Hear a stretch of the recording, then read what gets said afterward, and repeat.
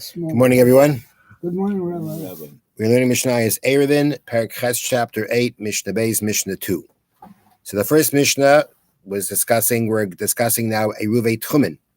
If you want to walk more than the 2,000 cubits from your home, if you're living in a forest or outside of your city limits, and you want to go another 2,000 cubits in a certain direction, you make an Ruvei Tchumen. You put food down there. That's considered your place of residence for Shabbos, and that is where your 2,000 cubits in all directions goes. Now, kamahu shiuroi, how much food do you have to put down? Mezayin shtei seudais l'chol echad. So the Mishnah says, food for 2 meals for each person. Meaning, no matter how many people are going to be participating in the Ruvei Tchumen, each person, there has to be enough food for each person, 2 meals. 2 meals of food per person. Depending as whatever number of people are participating, each person, there has to be enough food of 2 meals per person. Which means that, I'm going to back up. It said the food for 2 meals. Now on Shabbos, how many meals are you supposed to have? 3.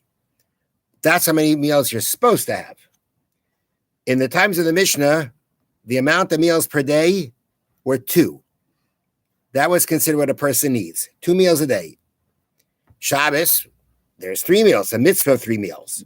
But the amount of meals that you need are 2. And therefore, the Chachamim wanted to be lenient, didn't want to make it too hard.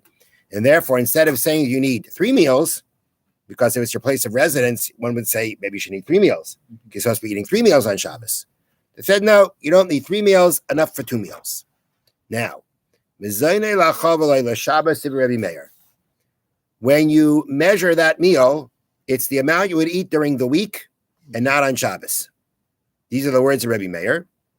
Rabbi Yehuda says, the amount of food of 2 meals you eat on Shabbos and not during the week. Each one intends to be lenient, which really means like this. The way that the commentaries explain both the opinions of Reb Meir and Yehuda is that the amount of meal, when we say 2 meals worth, then it's subjective. Depends on the person. If you let's say eat a little bit because either you're elderly, you're not so well, you can't eat so much. Okay, so for you, we say the amount of food that you would normally eat. It doesn't exactly say what kind of food we're talking about, but it could be really any kind of food. And it would mean the amount of, I believe it means, the amount of that food that you would eat on Shabbos or during the week, whichever opinion you hold. The point is it's subjective. And that basically the amount of, let's call it this way. The way they call it is the amount of bread that you would eat for 2 meals. That's how much you need to participate with in this Ruvei Tchumen. Let's say you're a big person and you eat more. You eat more than the average person. You don't got to put in more than the average person. You just got to put in that what the average person would do. But if you eat less than the average person, you can get away for less. Either way, Reb Meir and Yehuda say like this. It's an interesting argument, and I'm not sure if there's any real practical difference. But the point would be like this. Reb Meir says, according to how much you eat during the week and not how much you eat on Shabbos. When do you eat more, during the week or on Shabbos? Shabbos. So Reb Meir says on Shabbos. Why? Because the food's tastier. Therefore, you eat more on Shabbos than you do during the week. And therefore, the amount of food for your Ruvei Tchumen is the amount of food you would eat during the week. Rabbi Yehuda says, no, you eat more during the week than on Shabbos. You know why? Because on Shabbos, you have to have Shalashidis. On Shabbos, you have to have 3 meals. So and therefore people can't, people, what? So typically on Shabbos, you have to have 3 meals. The 2 meals out of the 3 would be less. Okay. Not because it's 3 meals. It's because since you have to have 3 meals, you're going to eat less per meal. Yeah. And therefore, Ruda says you measure it by Shabbos. So either one, both of them are trying to be lenient. And it seems to be an argument about what's the practice of people. Yeah. But according to each one of them, they hold you follow what you would do. According to one opinion, what you would do during the week. According to the opinion, what you do on Shabbos. That's the first opinion of the Mishnah. That's the first 2 opinions of the Mishnah. Rabbi Yochanan ben Breka Omer. Rabbi Yochanan ben Breka says, no, it does not go by. It's not a subjective thing per person. Rather, the size of the area for any user is what an average person eats at 2 meals. The average person. The Mishnah now is going to talk about the amount of food needed when bread is being used to establish the Erev, according to these next two opinions. According to the next two opinions, you're dealing with the average person, and we're discussing the amount of bread that you would need. And it's going to get a little bit calculated. I'm going to try to keep it simple. Rabbi Yochanan ben Breka says, "Mikikar b'funyin me'ar b'sa'in b'sela." The amount of bread you need is a kikar, a loaf, that you would purchase or that would be sold for a fundian, which is a type of coin, when 4 sa'ah of wheat are purchased for a selah. Get that? Mikikar b'funyin, a loaf that you would buy for a fundian when 4 sa'ah of wheat are sold for a selah. Okay, that's how he expressed the amount. Would you like to know what that amount is? At the end of the day, that amount is, according to this opinion, 6 eggs, the volume of 6 eggs. The whole calculation, we won't go through. But basically, you understand, a selah is a larger coin, a fundian is a smaller coin. So we're talking about that a loaf that you would get for a fundian when the going rate of wheat is 4 sa'ah per selah. Okay? And at the end of the day, it works out to 6 eggs, according to Rabbi Yochanan ben Breka. That is the amount of food that you need that an average person would eat for 2 meals. Reb Shimon says, Shtei yodos lekikar, which means 2/3 of a loaf, mishalosh lakav, when 3 loaves of bread are made with a kav of wheat. So Rabbi Yochanan ben Breka worked with money, with value, and Rabbi Yochanan ben Shimon works with just the amount, the volume. And he says 2/3 when 3 loaves are made out of a kav, which is a dry measure of wheat, and 2/3 of that loaf. You like to know how much that comes out with at the end? Okay, that comes out to be 5 1/3 eggs. Little different. Yeah. Little less. 5 1/3 eggs. Yeah. Now. I prefer 6. Okay. Now. Now. So these opinions say this is what you need for your Erev. If you're using bread, this is what you need. If you're using other foods, I'm not sure. I think other foods also follow this calculation, like how much food for this volume of bread, right, of 6 eggs or 5 1/3 eggs, that volume of other food, I think it works that way also. I'm not sure. But at least if you're using bread, that's what we know for sure this argument revolves around. Now, this argument, the next part of the Mishnah is going to teach us that this argument becomes relevant to other laws. This has been a discussion by Eruvei Tchumen. By Eruvei Tchumen, we're coming out. Now we're coming out like this. Now, this is important for the next part of the Mishnah. Rabbi Yochanan said 6 eggs.